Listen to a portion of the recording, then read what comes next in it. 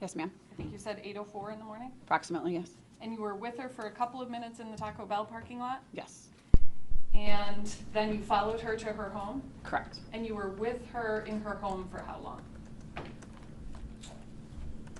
placed her under arrest approximately 9:20, so almost an hour, at least an hour and 20 minutes approximately.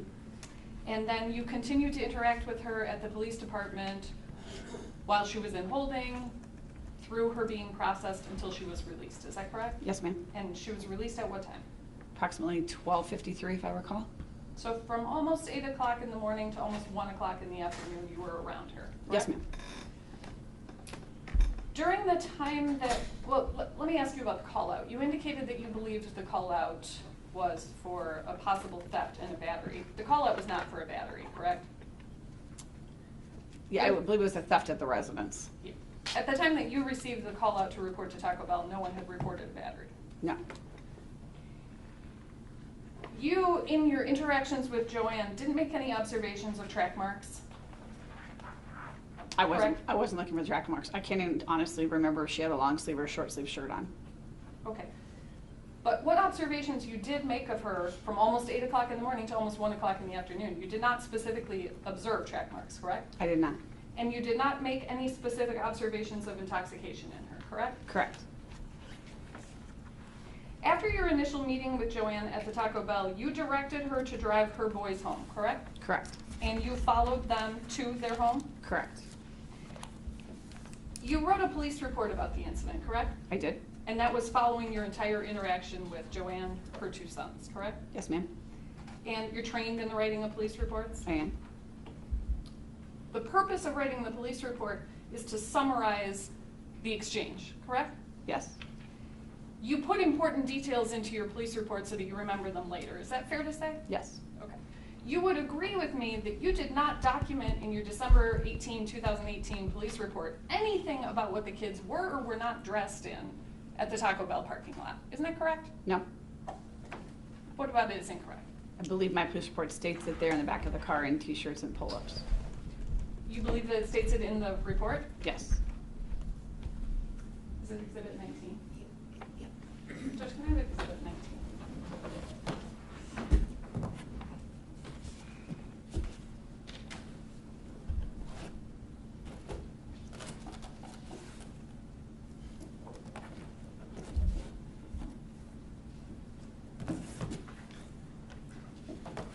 Last one's fine.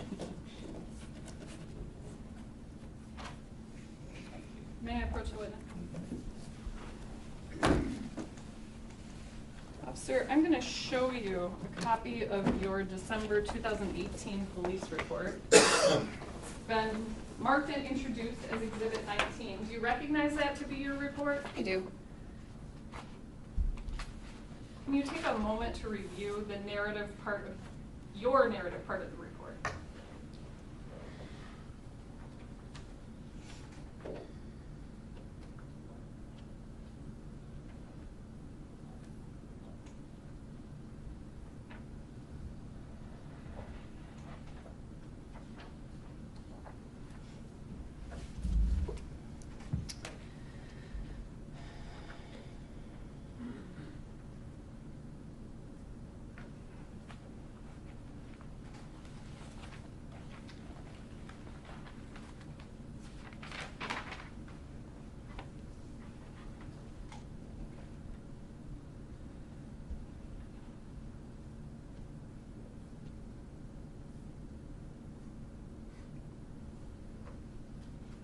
I stand corrected.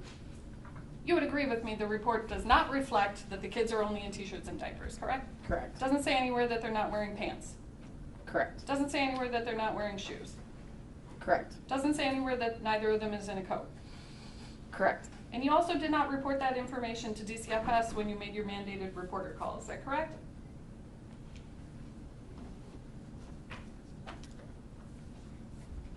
I don't recall. After meeting with Joanne and directing her to the house, you involved 3 other officers, a sergeant and 2 other officers, is that correct? Correct. All of you went to Joanne's home. Correct. She was cooperative with you? Yes. She allowed you to go into her home? She did. and allowed you to search it. Is that correct? Yes. And when you went into the home, that's when you noted its condition. Is that right? Yes. While you were in the house, you didn't test or start the fireplace, did you? No. You didn't see mold, correct? I did not. And you didn't record that you had seen any mold in the house? No. You didn't know whose room was whose in the house, correct? You could tell children's rooms from adult rooms. Did you ask whose room was whose? I did not. So you did not know who slept in what room, is that correct? Correct. There was urine in one room and a small pile of dog feces in another location, is that correct? There were multiple, throughout the house, there were multiple piles of urine and dog feces. How many? I couldn't give you an exact count. I know there were multiple. There was more than one. You did not document in your report that there was feces in the house, only the smell of feces, isn't that correct? I'd have to review my report. The photographs that you showed only one small pile of dog feces, is that correct? That is correct. And Joanne explained that the dog must have done it while they were away at Taco Bell, correct? Yes. The picture of Lucy that you identified states Exhibit A17. That was not from December of 2018, correct? Correct. While you went through the house on December 18th, 2018, you did not see piles of garbage, correct? Everything was mixed together. I couldn't decipher what was garbage and what was clothes and what was trash. You didn't reflect in your report that you saw garbage in the house, did you? No. You referred to clutter and clothing, right? Yes. You didn't see exposed wiring in the house, correct? I saw exposed pipes. I don't believe I saw exposed wiring. You didn't see unusable sinks or toilets, is that correct? They weren't tested. You didn't see bugs? And not in my brief encounter there, no. You didn't see rodents? No. You didn't see broken glass? Broken window, not broken glass. While you were at the house, the boys were running around and playing, correct? Yes. They were both quite comfortable, correct? I can't determine that. They were running around playing.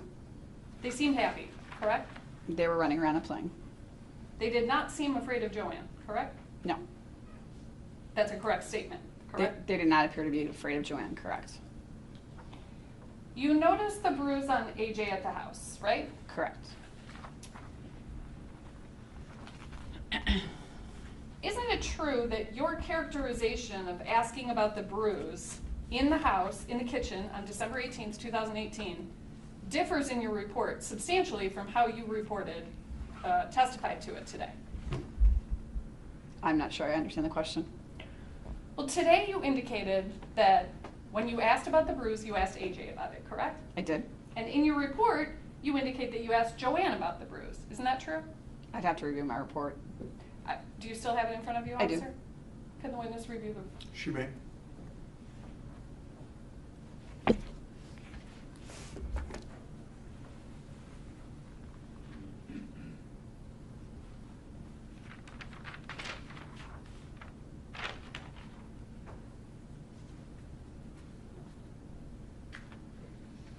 So yes, in here I state that I asked Joanne, but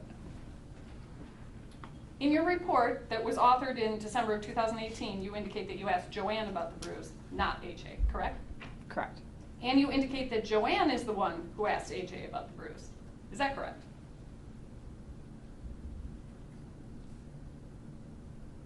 She didn't ask AJ about it. In She your stated it report, was- don't you indicate, I asked Joanne about the bruise and she advised she had not noticed it before. When she asked Andrew if Lucy had scratched him, he stated she had. It says, after looking at it, she stated it must have been from Lucy. And then what does it say, officer? When she asked Andrew if Lucy had scratched him, he stated she had. So you asked Joanne about the bruise and then Joanne asked AJ about the bruise. Is that correct? In my report, that is correct, but I will tell you that while not everything verbatim is in my report, I asked AJ about the bruise. You would agree with me that it does not anywhere in your report indicate that Joanne leaned down and whispered or talked into AJ's ear, correct? Notwithstanding your testimony today that it made the hair on your arm stand up when it happened. Correct. In fact, You don't indicate anywhere in your report that she influenced him or attempted to influence him, correct? I did not state that.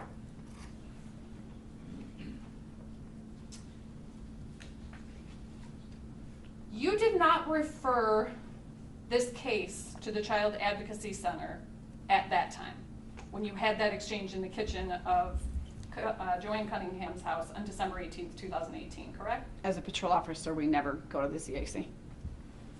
I didn't ask if you went to the CAC. As a My patrol question's a little bit different.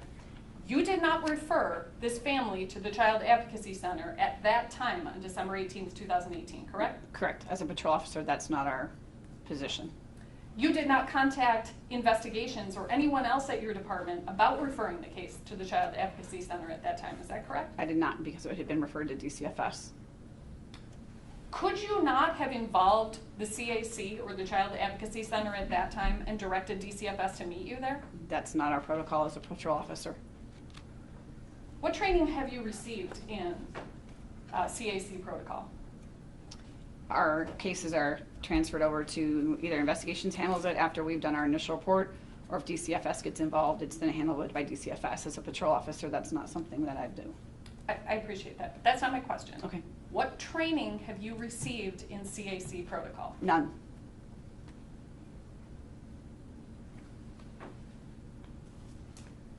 You decided to arrest Joanne for driving on a suspended license, is that correct? I did. Joanne was the only parent available at that time, is that correct? She was the only parent at the house. There was no other parent that you knew of at the house or available at that time to I take don't- AJ or Parker? I didn't know if they were available or not, but she was the only parent at the house. Had you looked for alternative care for the children? Absolutely not. Joanne was transported separately to the police department and you took the boys back or you followed them back? I followed them back. You put them in the roll call room? I did, And how long were they in the roll call room? until they were released back to Joanne. So that's from approximately 9:30 to 1 o'clock? Yes, ma'am. And during that period of time that they're in the roll call room, they're separated from their mother, correct? Yes, She's in holding that entire time. correct. They're happy and playing while they're at the station, correct? Yes, ma'am. You had no issues communicating with AJ, right? I did not. He was talkative, is that right? Yes. He was comfortable? Yes. He was that same way when Joanne was around, is that correct? Yes.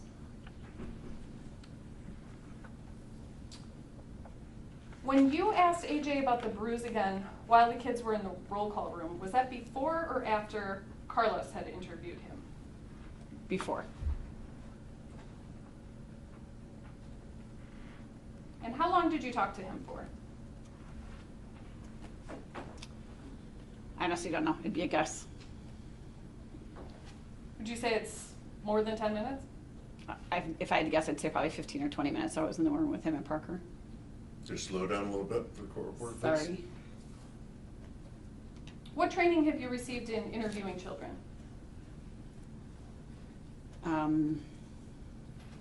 Just basic interviewing skills. We typically do not interview children other than basic questions. That's handled by specialists that handle those types of questioning. What specialists? Forensic interviewers, CAC, investigations. And yet, at this point, you did not involve any of those specialists. Is that correct? Correct. DCFS had already been called. Notwithstanding DCFS having already been called, you re-interviewed AJ before Carlos did. Wasn't that just your testimony? Yes, I again asked him how the injury had occurred and asked if I could take pictures. You didn't refer the case to your internal investigations unit for a detective to participate? No, again, because DCFS had been called.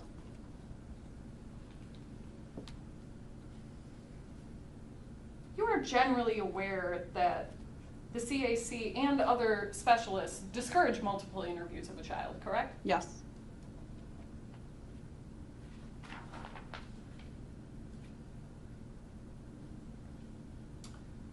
After talking to AJ again at the department, you talked to Joanne while she was in custody about the bruise, is that correct? I did. Following that conversation with her, you processed her on the driving on suspended license charge and then released her, is that correct? Yes. You did not charge her with anything else? I did not. You did not charge her with a domestic battery? No, You did not charge her with aggravated battery to a child? no, You did not refer the case in your department for further investigation? no, because it'd been turned over to DCFS. You are aware that DCFS doesn't charge criminally, correct? I do. I am aware. You are aware of the process of a parallel criminal and DCFS investigation? Correct. You did not undertake a separate investigation? No, my investigation at that point was on hold until DCFS furthered their investigation.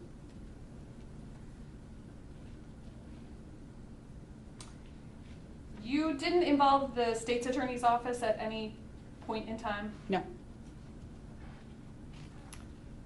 Following your interaction with the family on December 18th, you never sought a warrant for Joanne for domestic battery after the fact, is that correct? correct. You never called for review of the case by the state's attorney's office, felony review, or any other participation? Correct. You were, on December 18th, 2018, notified by Carlos that he was, after having consulted his supervisor, allowing protective custody to lapse. Is that correct? Yes. You indicated, I believe, in your direct testimony that you went to command. Correct. You don't know who you spoke to, I do not. but you did nothing further. Correct. I went to my command staff and I was advised that it's DCFS's case.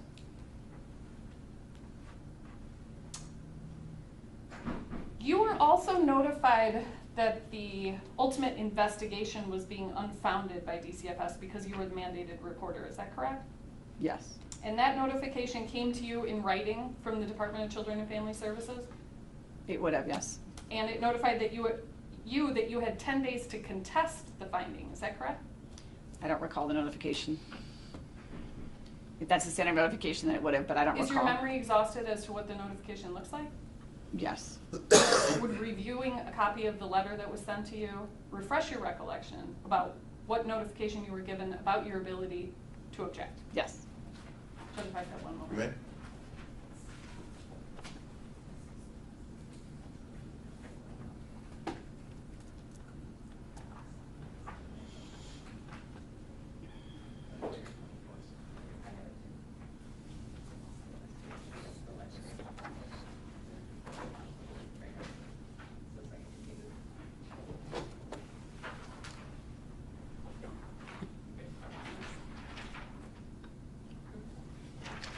Officer, I'm handing you a redacted version of a letter that was sent Okay.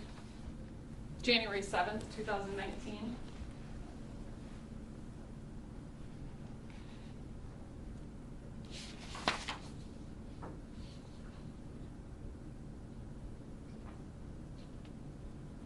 Okay.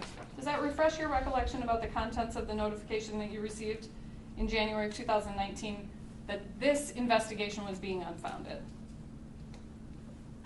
Yes, I don't recall seeing this, but they're placed into our mailboxes. If it was sent, can only assume that my records division would have thrown it in my mailbox. I don't specifically recall seeing this, but You would agree with me that the notification provides specific notice to you that you have 10 days to contest the result? I would agree. Let's take that one moment. Okay.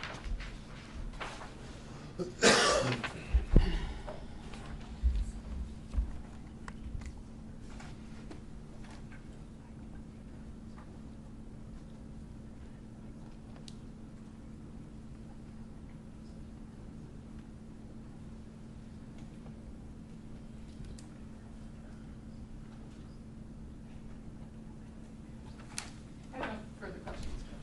Thank you. Great.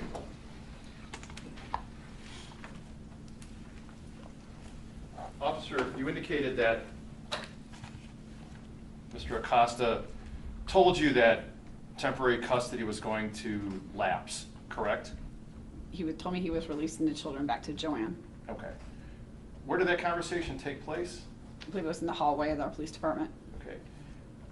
Were you privy to any were you present if Mr. Acosta was on the phone with his supervisor or anything like that prior to him telling you that he was giving up temporary custody? I don't recall overhearing conversations. So that conversation just happened organically. He came to you and said, at this point, I'm releasing the kids to the mom. Correct. You disagreed with that, correct? Yes, sir. Was that the reason that you went to your command? Correct. And what did you tell or discuss with command in reaction to what you had just heard? I showed them the pictures of AJ's injuries and advised them that I was not comfortable with them walking out of that building with her not knowing how the injuries had occurred. And I was advised that it's been turned over to DCFS. It's their case to handle now. Did they tell you or call Acosta's supervisor to object?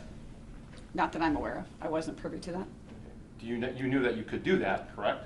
I was not aware of that, no. But you did tell your command that you disagreed with the decision to release custody, correct? Yes, sir. That's all, Judge. Thanks. Okay, redirect if any? Just pretty quickly. Officer Shippa, you already indicated that your report is a summary, not verbatim, of every last thing that you documented. Yes, ma'am. In fact, you could have gone back with Jill Cunningham to the police station, finished filling out her report, instead of going back to her house. Yes, ma'am. You said one of the reasons you did it because the children weren't properly dressed, correct? Correct. And while that's not particularly documented in the 13-page detailed report you did have a follow-up conversation on June 25th, 2019, when you were consulted by Office of Inspector General investigators, and you clearly detailed that at that time. Yes, ma'am. That was part of your reasoning Yes, for ma'am. going back there. And you did have to find clothes to put on these kids, right? Correct. And you did document that the house was quite cool and that windows were broken, right? Yes. And in fact, you called building and zoning, or you and your fellow officers, for concern over the house. Yes. You called DCFS. Yes. In fact, you followed up 3 days later to see where that investigation was going. Correct. And while you suspected that there was child abuse in the house, you did not know who had done it, right? Correct. Was there 3 adults living in that home? Yes. Was the entire condition of that home concerning to you? Yes.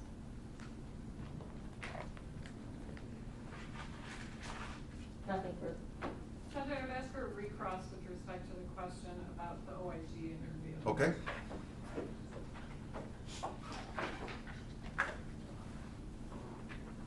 Officer, you were just asked about answering questions for the Office of the Inspector General. That was in June of 2019, is that correct? Yeah, I believe That so, was yes. following the death of AJ Freund? Yes. No further questions. Mr. McQuaid, any other questions? Nothing, Your Honor. All right, ma'am, you may step down. Thank you. What do I do with these, sir? If you would retrieve those.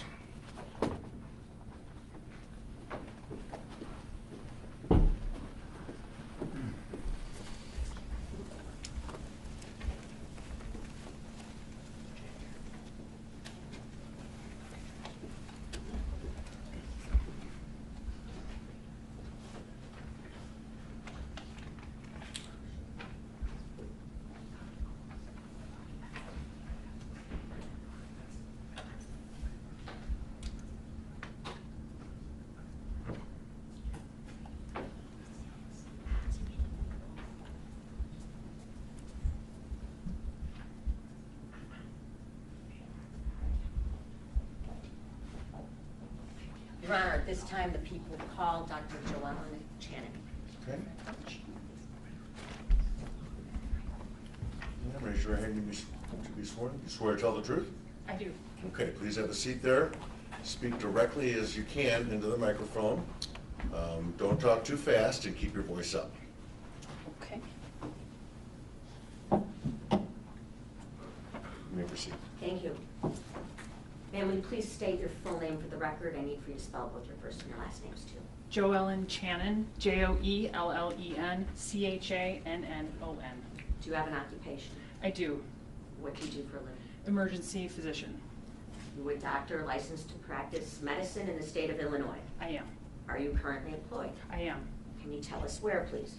I work for Northwest Region Hospitals, so McHenry, Woodstock, and Huntley.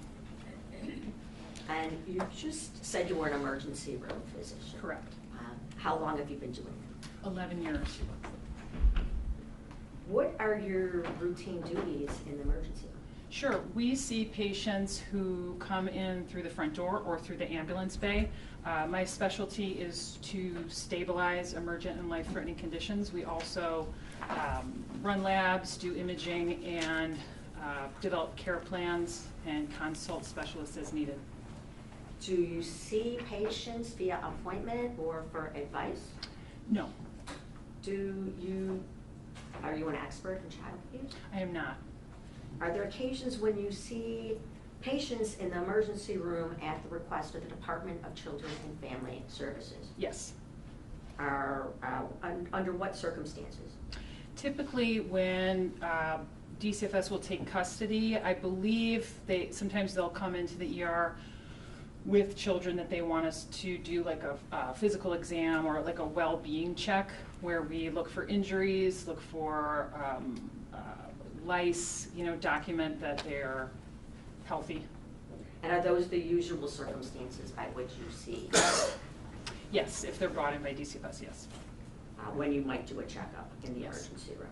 Correct. I'm going to direct your attention to December 18th, 2018. Okay, Were you working on that day? I was. What hospital?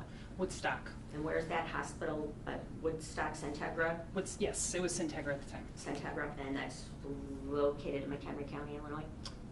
Yes. Okay. Do you direct your attention specifically to December 18th?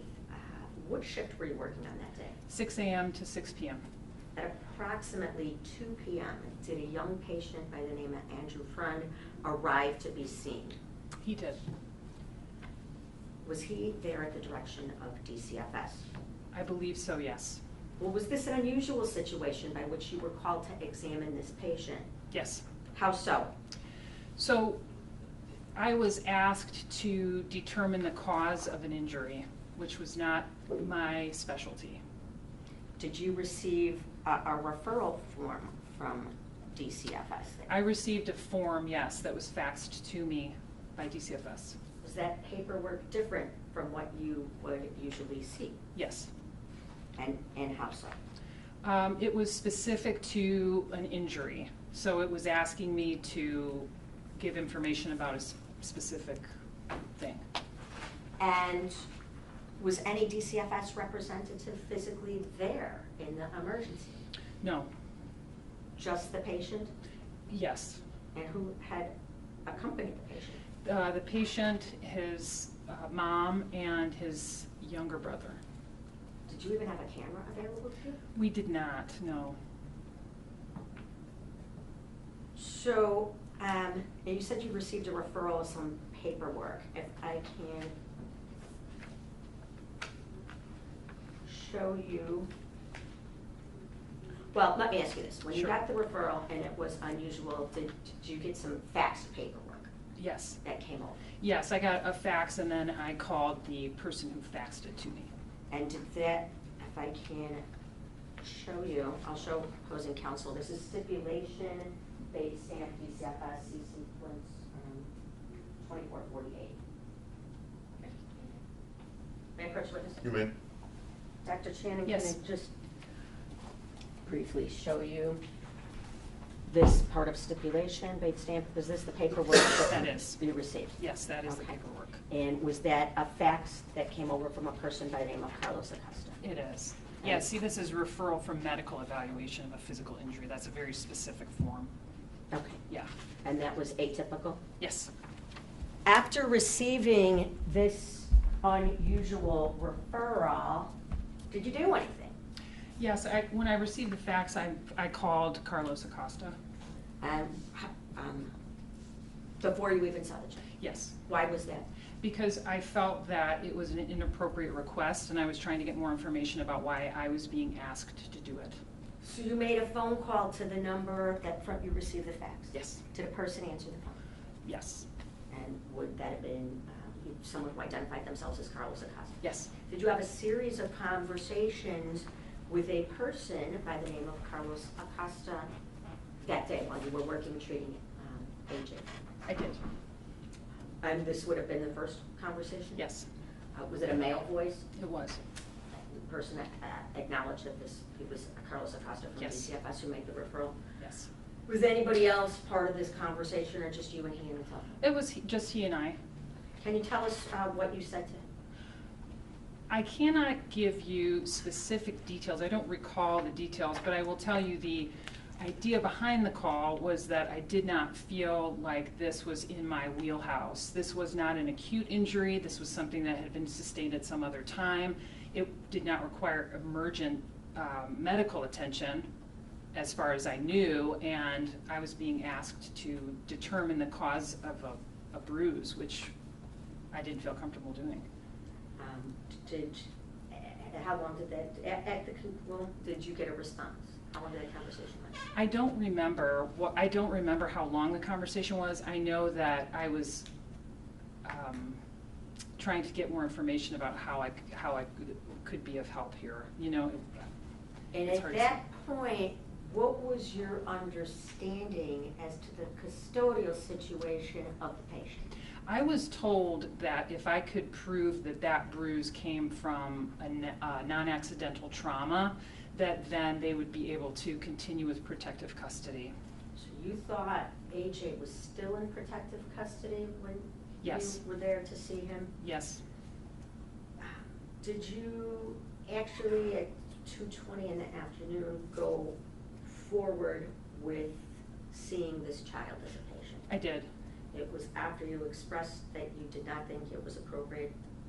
Yeah. I wasn't sure if the ER was really the right place for him at that time. What did you think was the right place for him at that time? Well, because he had already been seen by DCFS at the police station, my thought was that I wasn't sure I could offer any additional information that they didn't already have.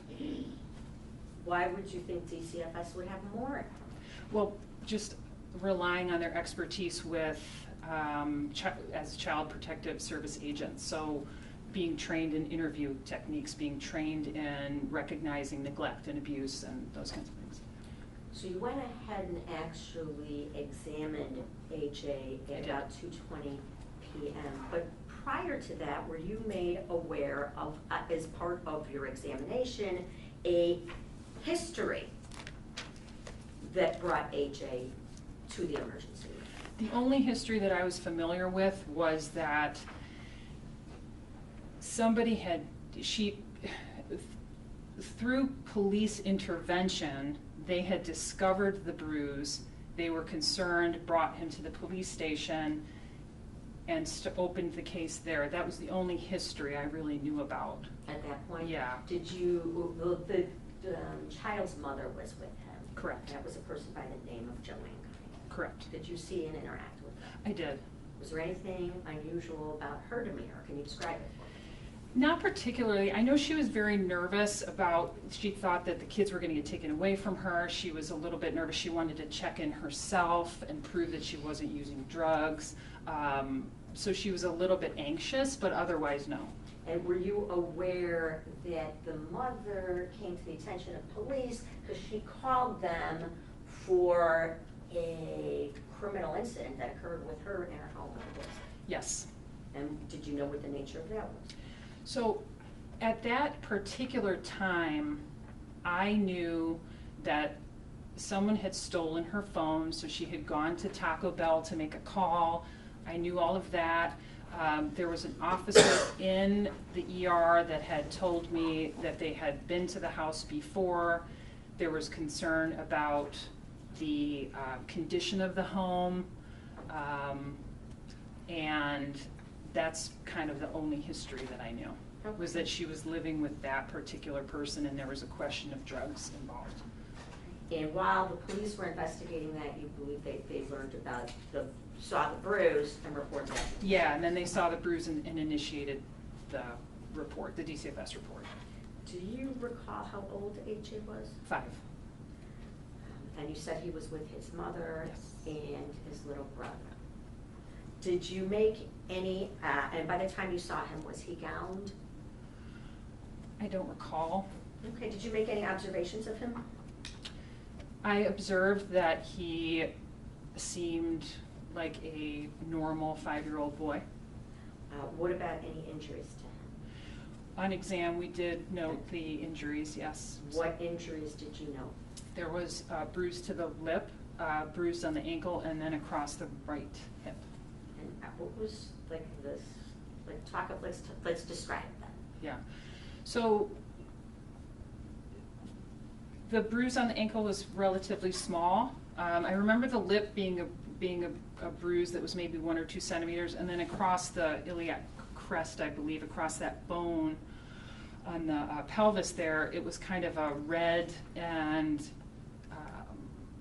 darker, different shades of color bruise going across the side. And it went up Kind across of and around the cross, side? yeah, it was a cross. Did it appear linear to you? That would be hard for me to say. Is pattern injuries anything you're familiar with? There are pattern injuries that we look for in the emergency room, but I was not familiar with that particular injury being something specific.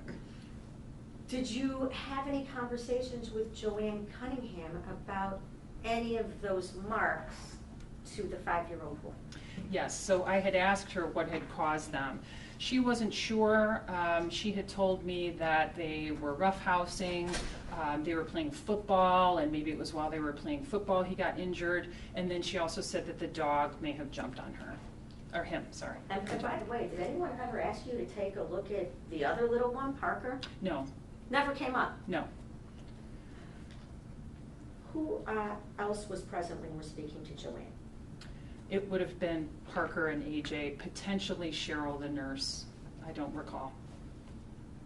After speaking to them and taking a look, did you take AJ someplace else? I did. Tell us about that. So I took him into a private exam room so that I could do the interview in a safe place. And did you also, what do you mean by safe place? So away from the potential perpetrator. Was anybody else present when you took AJ to the other room? No. And what, if anything, did you say to, well, tell us what occurred at that point. Yeah, so I was trying to ask open-ended questions. The specific ones that were pertinent, I asked if he had been hit or spanked before. He said yes. I had asked with what, and he said a belt. I asked him if that was what made the mark, and he said yes. I asked who did it, and he said someone not in my family. And then he volunteered that maybe mommy didn't mean to hurt me. At that time, during the questioning, I was not expecting that answer. I tried to ask a few more open-ended questions, and he went back to the story about the dog and really stopped talking. Yeah, did he also tell you about how he injured his lip? Yes, he fell against the refrigerator getting a juice box. Was this new information that AJ was telling you now when you were alone with him in another room significant? Absolutely. Why so? Well, at that point, we had information from the police about the quality of the home. We had information about potential drug use in the home. We had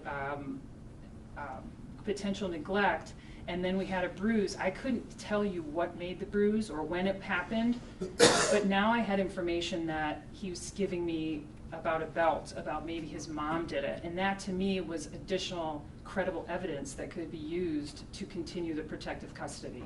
No, hold on a second. You said you weren't expecting that No, I was not. information, but you knew that he was there for a child abuse assessment. Yes. Dr. Shannon, were you expecting him to say something about somebody else? I'll be honest with you, I was familiar with the boyfriend who was living with her, and so when he mentioned maybe someone not in my family, my thoughts went to that particular person. And you knew that. And I thought, okay, maybe that's what's happening in the home, I don't know. And then he volunteered that maybe mommy didn't mean to hurt me, and I just wasn't expecting that.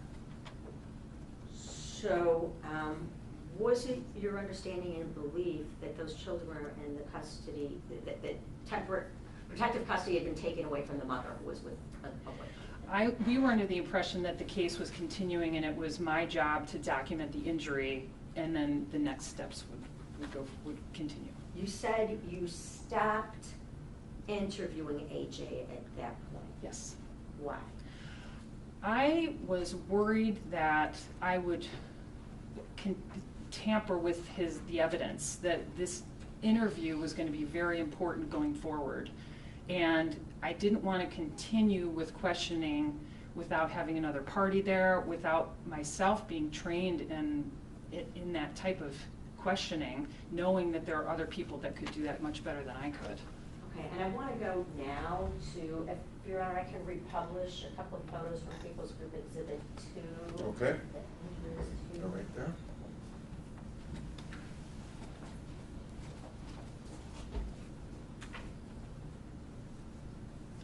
This is People's Group B1. I'm going to move to, is that AJ Freund? It is. And that was the child you saw in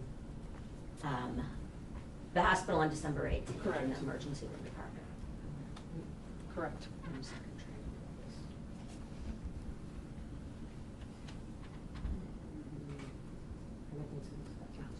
Can you want the next one?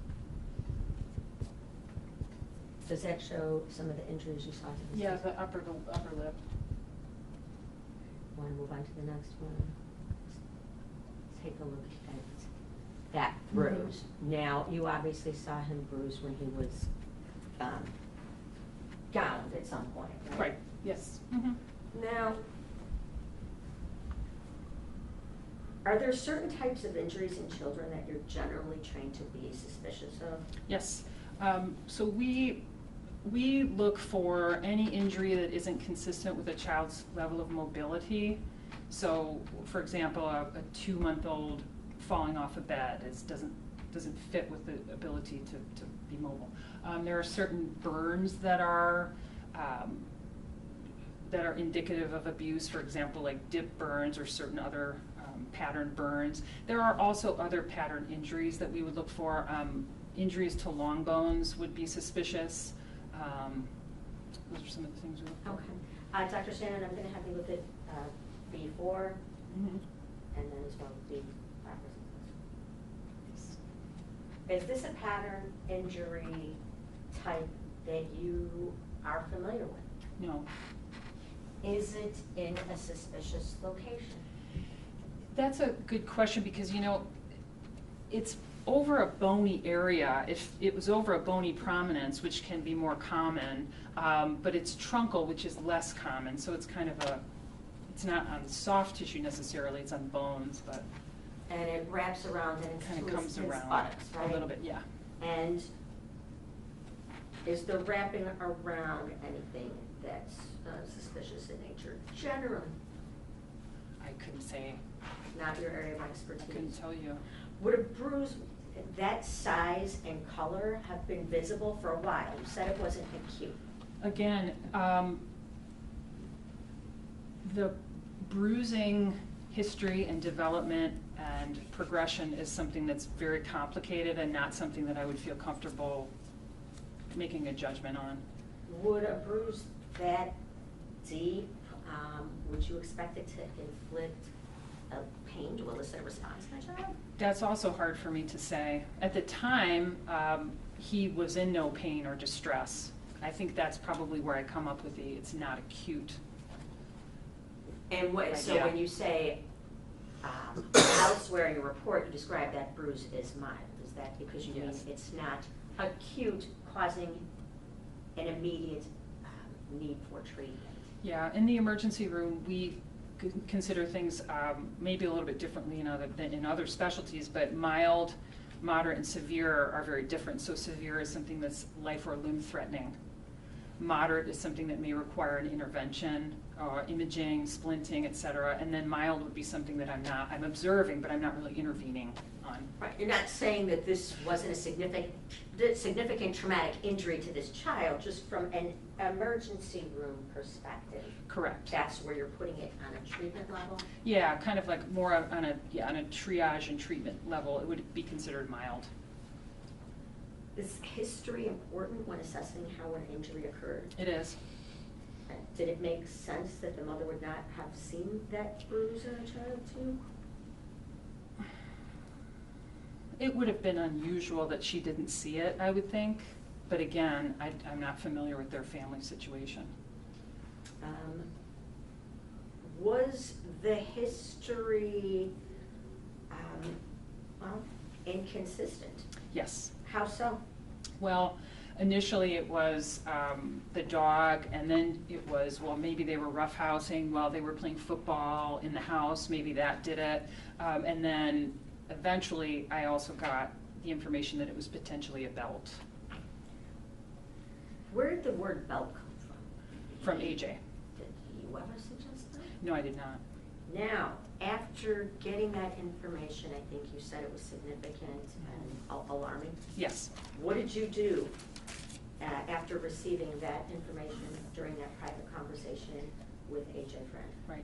Right. I've called Carlos back, and I let him know that we had new information. Was that approximately 4:30, at least per your, Yeah, I believe I documented 4:30, yes. and he again identified himself? Yes, It was the same person you'd spoken to earlier? it was.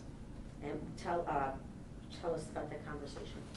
So in that conversation, it was actually a bit of a relief from the emergency room perspective, because we felt like we had gotten information that could help move the case forward. So we were then at that point 100% certain that we had enough evidence to take protective custody.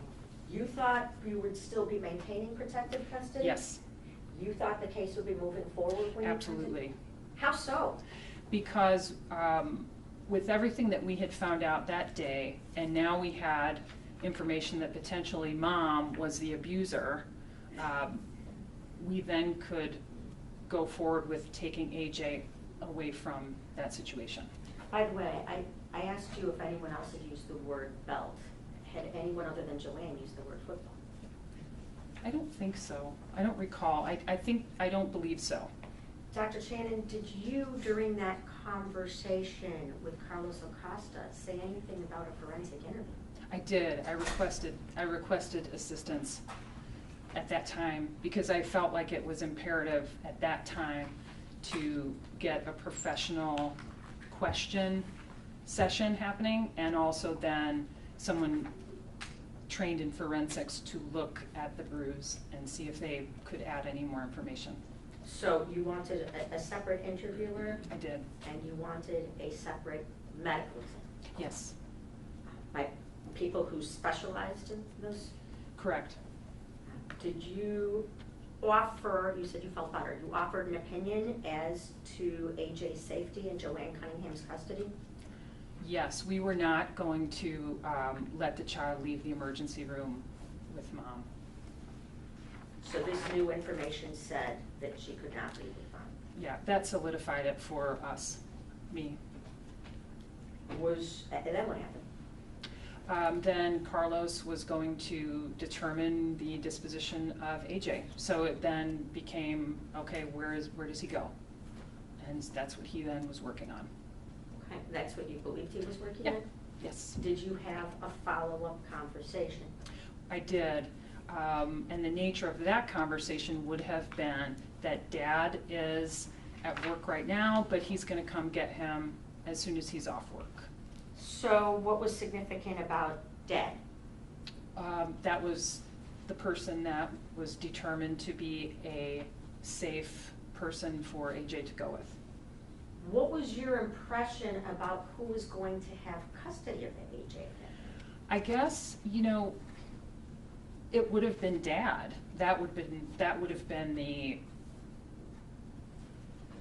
what we would have assumed. If the child leaves with Dad, and then the investigation continues. DCFS continues their whatever steps they take next. So, you were under the impression, or you were told, that the father wouldn't be there for a while. Correct. What did you do relative to this information, Dr. Chan? We waited for Dad to show up. You waited. When did your shift end? 6 p.m. When did the child's father arrive? Yes, he did. What time? From the records, it looks like it was about 9:30, 9 or 9:30, he arrived in the ER. And did you specifically wait? I was waiting in the emergency room to make sure that he left with Dad. What would have happened had Joanne Cunningham tried to leave? We wouldn't have let her leave with the child. In fact, did you have a conversation that is documented discussing the reinitiating another hotline call? What do you mean? To call to the DCFS Oh, if- hotline again yes. if there was any effort to leave, Yes, absolutely. or if the dad didn't show up. Yes. What was your belief would be happening then? If Dad were not to show up, we would contact DCFS. If DCFS didn't have a safe place for him to go, we can hospitalize a patient until we can assure safety for them.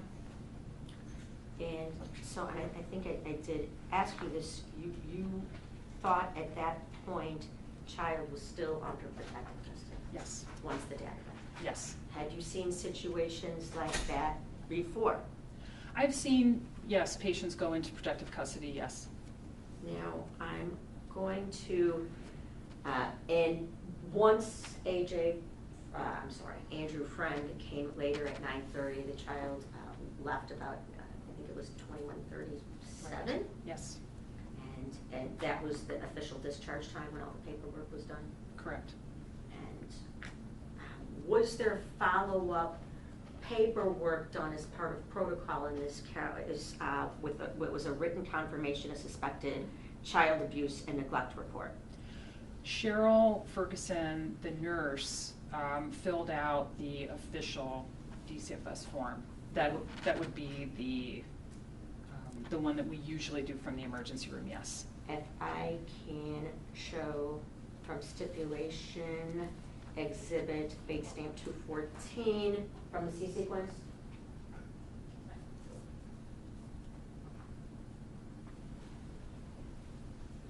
Dr. Chairman, Yes. I'm going to show you in evidence. This will be big stamp 214. Yes. So, do you recognize that document? Well, I recognize it because I've seen it before. I'm not sure I reviewed it in the emergency room, but Cheryl and I discussed it in the emergency room. You discussed it. Yes, we did. And do you provide her, and you have seen this document since then? Yes. And what's the title of it, please? The title is Written Confirmation of Suspected Child Abuse Neglect Report, Medical Professionals. And does that, it's like called a CAMS 4 report, Okay. does that document contain the information during your exam of HA and the inconsistent stories? It does. It talks about the bruising. It talks about the fact that he mentioned that mom didn't mean to hurt him. And then the story was inconsistent, so that then DCFS instructed them to come to the ER for an exam, and then, yes, that's true. So this was That a is true. confirmation confirming that there was abuse Yes, and your concerns, and does it pretty closely track the things you were telling us here? pretty much, yeah. And that was sent to DCFS via mail, right? Cheryl would have done the protocol with that form, so I don't know if it's faxed or mailed or how it gets to the appropriate person, I don't know. Okay, but you've been working with Nurse Ferguson and provided her some of the information Yes. that was ultimately provided to DCFS. Yes. Now, you also documented in your own medical chart, the Centegra emergency room, your exchange and your concerns and your conversation with DCFS, is that right? Yes. And would that be, and you've seen your medical records? I have. The Centegra medical records today, and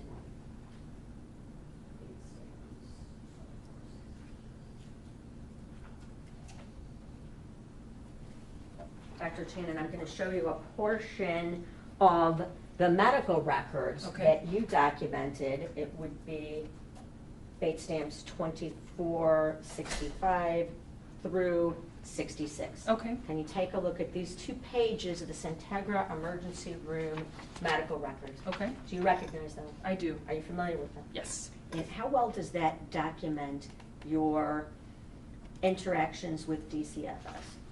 I think it's very, it's just the facts.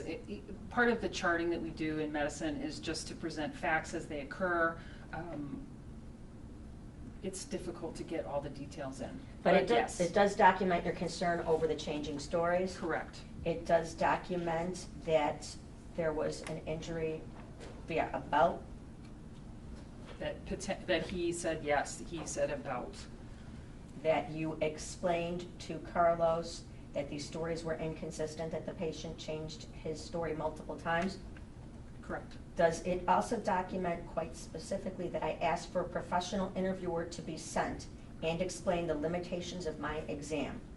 Injury pattern is nothing that I am personally familiar with, and I do not want to further interview and compromise the integrity of the patient as a witness. Correct. And on page 2, does it say in all capital letters, patient is to go home with father per DCFS? Correct.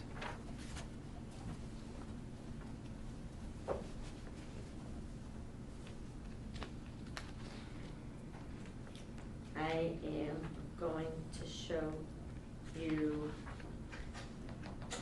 what is also part of the stipulation from the C sequence, bait stamp page 192.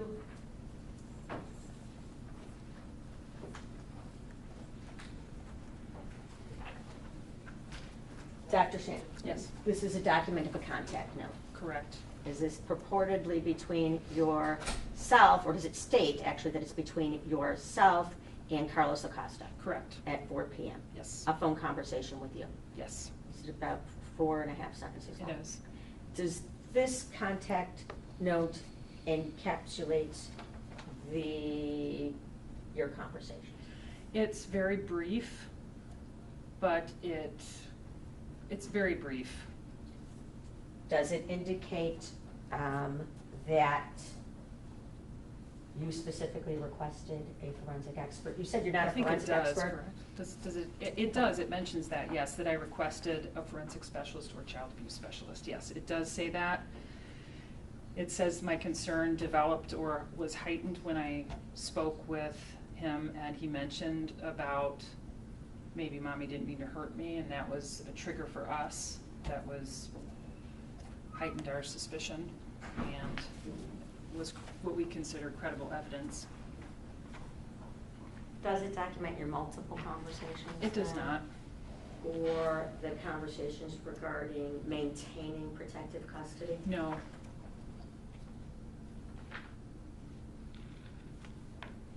Just a second.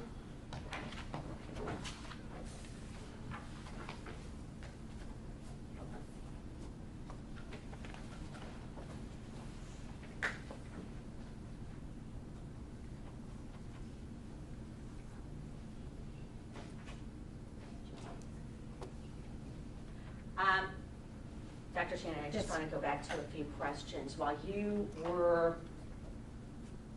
in the emergency room working that night, we've made a little bit of mentions about a boyfriend Yes.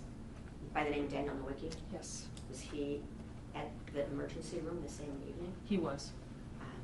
In a different department though, right? Correct. Now, what was your understanding as to where he'd been living? With Joanne. Objection, foundation. Sustained. Well,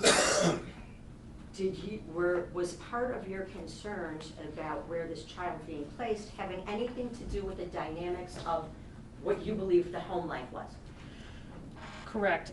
We did consider, because we were under the impression that they were living together. Who's we? I guess me, I was. No. Who was living together? Nowicki and Joanne. Where did you get that information from? It was that I believe, he may have told me that.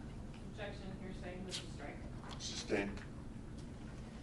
Well, I'm talking about why you based your decisions on what you did, okay? So let's talk No, about yeah, I understand, yeah. I had thought, for example, when he told me maybe somebody not in my family, that's who I went to, was the boyfriend. And then when the child was going to leave with Dad, we knew that the boyfriend was not going to be around. He was going to be in another hospital situation. So we knew that was happening. Okay, and at that point, did you think that protective custody was being maintained and this child was going with a new placement with his father? Yes. and not with his mother. Correct. In fact, had his mother tried to leave with him, you would have called the hotline and prevented that from happening. Correct.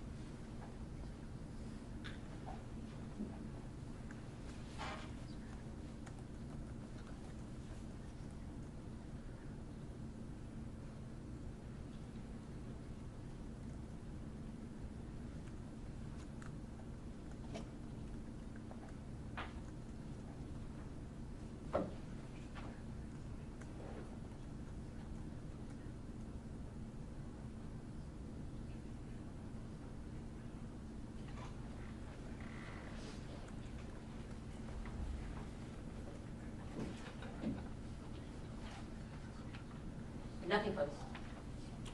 Cross-examination?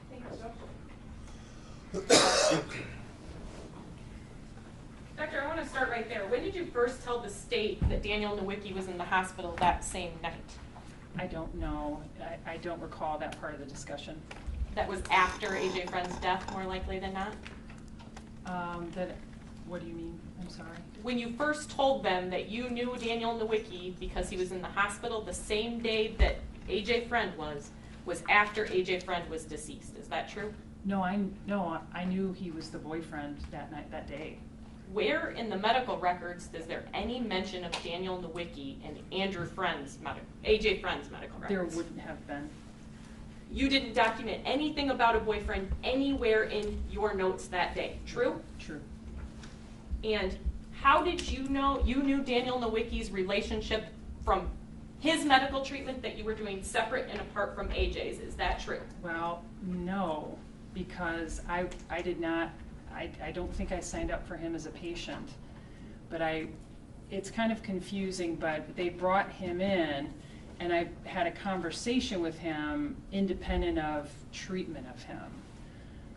It's kind of, I don't believe I ever signed up for him as to be my patient. So he was in the emergency room, so I knew of him. It's my emergency room. I know all the patients in the emergency room.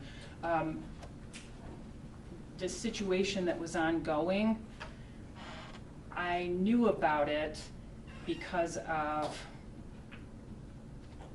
potentially, I believe it was the police, maybe the police officer that had told me, and then I talked to him, and Daniel Nowicki told me that he was on a rant about her because Okay, I'm going to stop you right there because you're going yeah. far from where my I question know, started. it's- When you it's mentioned previously tricky. on direct examination Yes. that there was a police officer in the emergency room that Yes. you talked to. Yes. That police officer was not there with AJ Freund or No. Joanne Cunningham, true?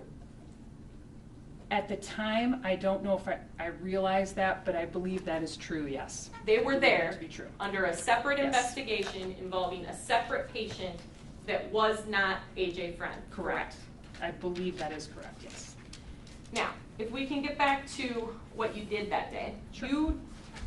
You testified that you documented your phone call with Carlos at about 4:30 p.m., correct? Yes. You documented one and only one phone call that you personally had with him. Is that true? I believe that is all I documented, yes. And you testified today that you spoke to him at least 3 times? Correct. And you only documented the one phone call? Correct. And when you asked him to have a forensic interviewer come to the hospital, he told you that was not available, correct? Correct. You were aware of the nurse's notes in the chart because Yes. you had to access the chart yourself, correct? Correct, yes. And at that time, everything was electronic. You were going into the computer to enter your notes, correct? Yes. And you mentioned the nurse a couple of times on direct examination. The nurse that was working with AJ that day, at least initially, was Cheryl Ferguson, Correct. correct? And you were aware that Cheryl Ferguson had interviewed or asked AJ what happened before you interviewed AJ, correct? I don't know if I don't know what the timing was of who asked who what and when. did you review her notes before you entered into the room to meet with AJ for the first time? Probably not, no. You knew that AJ came into the emergency room after having had contact with both police and DCFS, correct? Yes. And you acknowledge that you're not a trained interviewer, correct? Correct. And you acknowledge that in the first phone call, Carlos told you he was there for you to determine how the bruise was caused, correct? Correct. He didn't ask you to interview AJ, correct? Correct. He didn't tell you to take AJ into a separate room and ask him more questions, true? True. And you weren't trained to do that, correct? Correct. And only after you did that did you say, oops, I better take a step back here because now the kid is making multiple statements. Yes. That's the first time it caused you any concern for doing that, correct? You noted in your charting that day that you talked to Joanne about the plan that AJ was going to go home with his father, correct? I mentioned it to her. You talked to her about it? I believe so, yeah. And she was cooperative and understood? Yes. She was pleasant? Yes. And you noted that the children in the room, which would have been both AJ and his little brother Parker, do not seem afraid of her and they talk freely in front of her, correct? Correct. You also talked to Drew Friend when he came to the hospital to assume care or to take AJ home that day, correct? I will be honest with you, I don't recollect a conversation with him. I remember seeing him, and I remember that part of it, but any conversation I couldn't speak to because it's just something I don't remember. You documented in your note D/W, which is discussed with Yes. kids and dad. Yes. So that indicates that you did speak to Drew Friend that day, correct? I must have, but I just, on memory, I don't remember it. I can't, you know what I'm saying? I And know at I that said point, you documented okay for discharge with them, meaning Yes. kids and dad. No red flags for dad, Correct. correct? Right.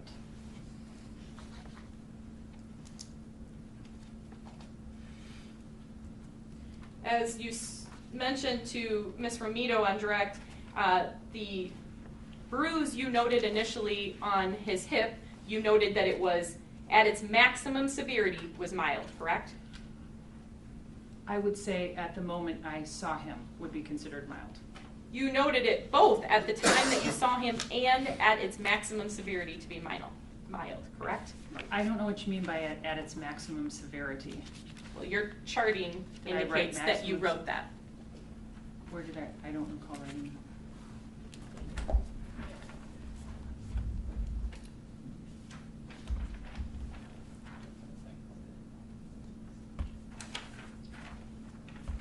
Showing her 2464 and 65.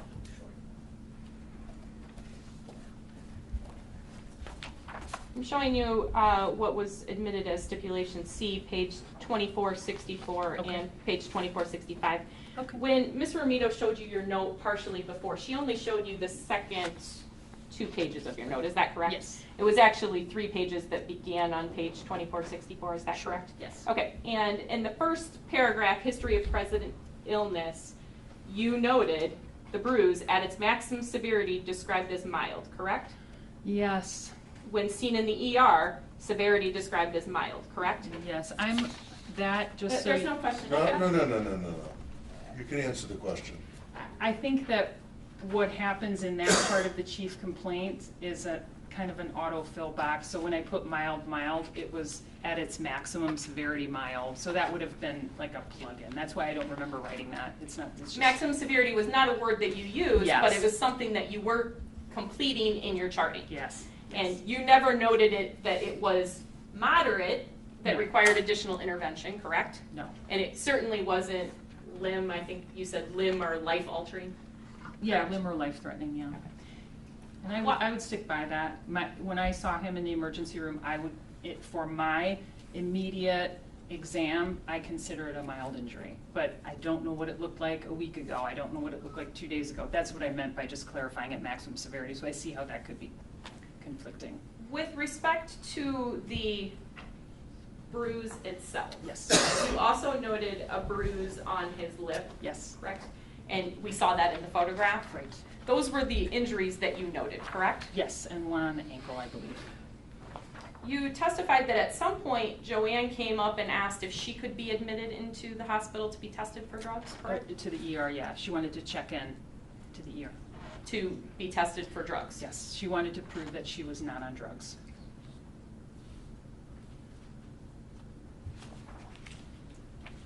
During the examination of AJ, in addition to speaking to him, you did do a full body examination of him, I did. correct?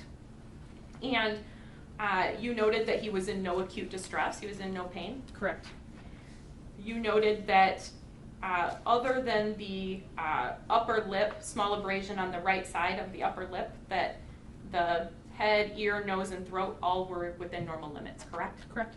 So on the face and above, the only injury you noted was the lip, correct? Correct. You noted no injury to his back, correct?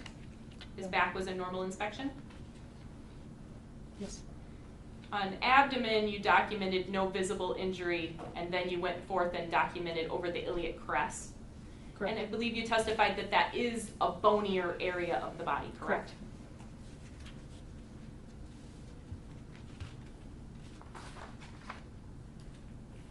Bruises are not a normal ER treatment, correct? People don't come to the ER just for normally for a bruise, correct? No, they do. Okay. And usually you send them home with the discharge paperwork on contusions, which is ice it. If it gets worse, go to your doctor, Mhm. correct? Yep. That's pretty standard, yeah. And the discharge paperwork in AJ's case specifically indicated that when there's bruises in children, flip it to that page. When there's bruises in children, the hospital is trained to ask the parents to determine if there's abuse, correct? Correct. And you talked to Joanne, correct? Yes. You didn't take her into a separate room to ask her questions. You talked to her in front of the children, correct? I don't believe I talked to her separately, no.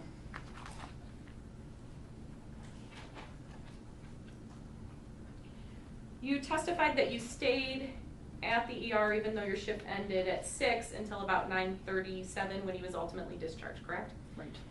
The timeline of events that occurred in the ER is included in the medical record, correct? Yes. And the only time that it was documented that you saw AJ was at 2:20 p.m., is that correct? That would have been the start time, yeah, of the visit, I would imagine. Okay. Did you go back into his room after you had the conversation with him in the separate exam room? Sure, yeah, I believe I was in there multiple times. Okay. Those are documented in your note, correct? No.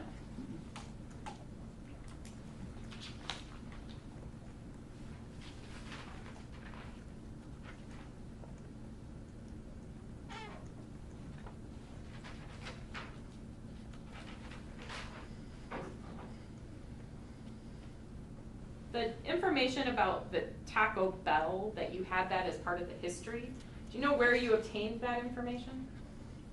I recall speaking with a police officer about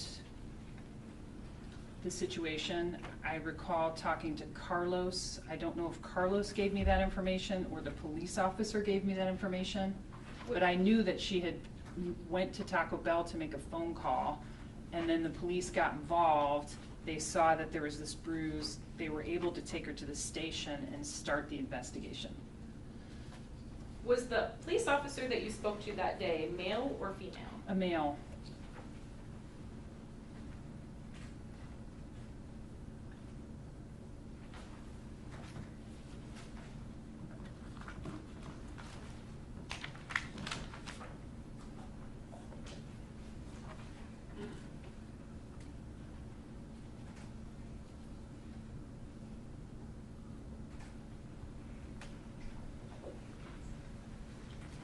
After you spoke to the police officer that was in the emergency room that day, did you ever tell Carlos Acosta that the police officer was at the hospital and that they had concerns?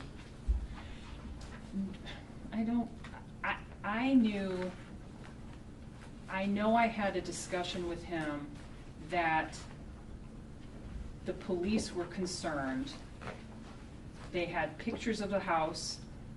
They were trying to get the house. I knew the house could not be condemned, but they were concerned about the living conditions. I knew that. And I believe I discussed that with him because I thought, you have that information, you were at the police station, you know those things. But you didn't tell him what any of the police officers at the hospital told you, correct? I don't recall. At no point did you tell him that Daniel Nowicki was in the emergency room and that you were speaking to the others about Daniel Nowicki, correct? I don't recall. There are HIPAA rules as well that I'm, obligated to follow, so what I could and could not say about somebody else's healthcare treatment. Well, you testified to it today, correct? Yes. And you talked to the state about it today, correct? Yes. And you talked to the state about it before today, correct? Yes. When did you talk to the state about Daniel Nowicki being in the emergency room before today? Probably with I probably spoke with them during Joanne's trial, probably. Around the time of her sentencing? I would think so, yeah. Because it was part of my story.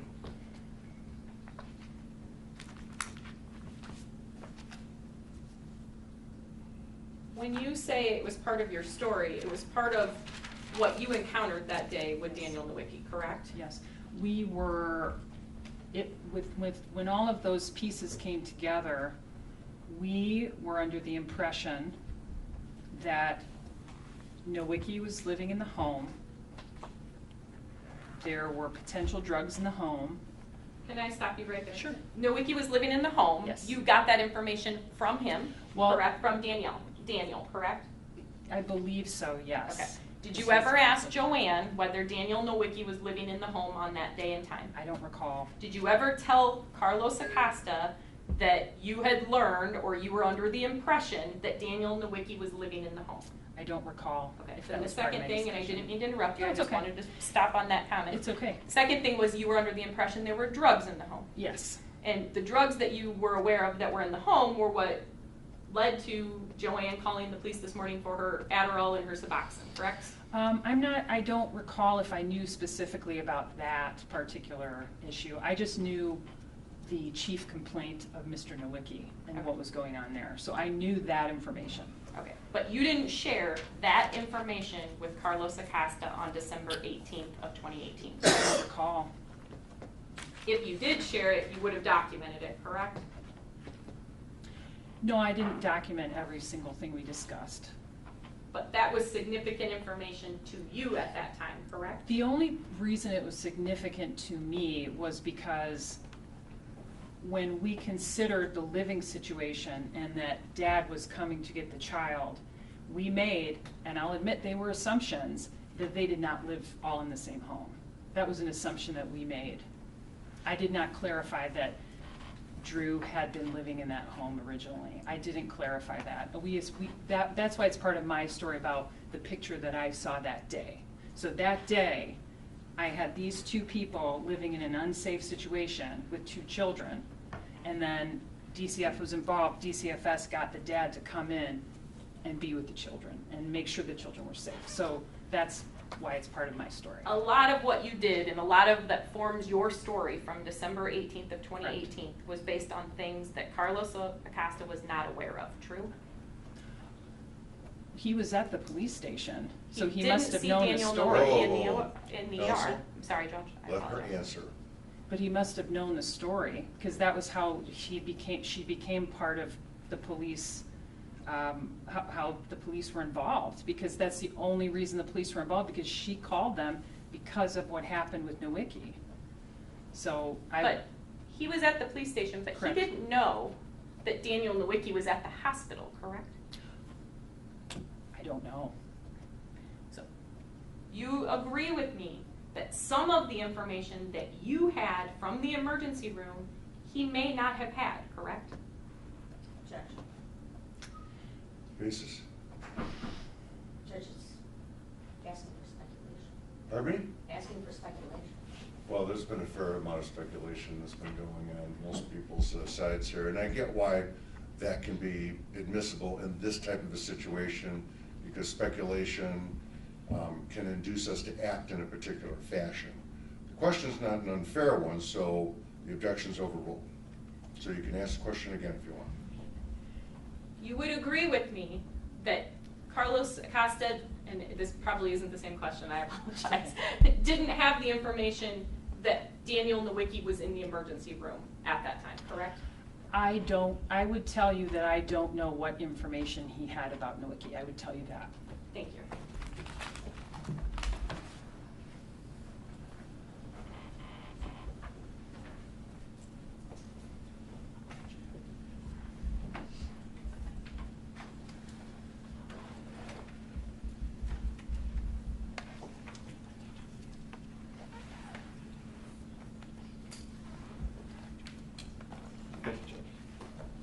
Dr. Channon, after receiving the facts, you called the DCFS investigator Carlos Acosta, correct? Correct.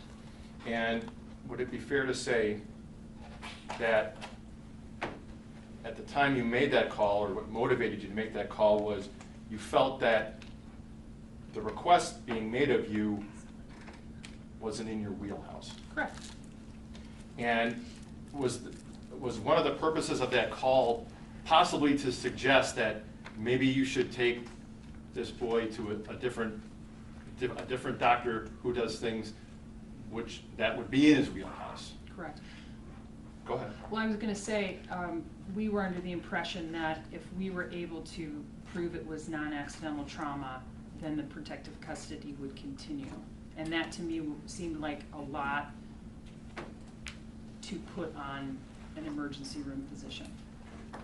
And I'm going to ask the question this way because I'm Okay. going to ask it because I can't think of a better way to ask it. And I don't mean to be demeaning. So you weren't trying to beg off the situation. You were trying to make a good decision. Is that fair to say? I was trying to do what was in the best interest of the child. Okay. And you've testified, and you just said it again,